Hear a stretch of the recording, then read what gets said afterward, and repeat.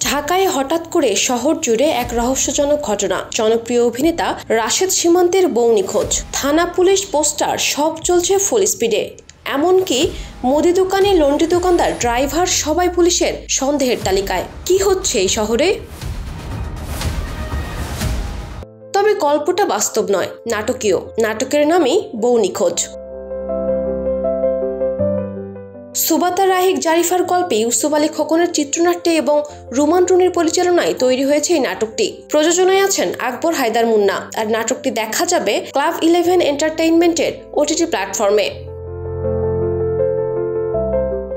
নাটক নিয়ে রাশেদ সীমান্ত বলেন, বৈবাহিক জীবনে আমরা অনেকেই মনে করি যে বিয়ে করে ঠিক করলাম কিনা, কিন্তু সঠিক জীবনসঙ্গীকে কি আমরা পাই? যদি জীবন থেকে জীবনসঙ্গী হারিয়ে যায়, তাহলে একটা মানুষের জীবনে কি কি প্রভাব পড়ে তাই দেখানো হয়েছে এই নাটকে। নাটকটি দর্শকদের ভালো লাগবে বলে আমার বিশ্বাস।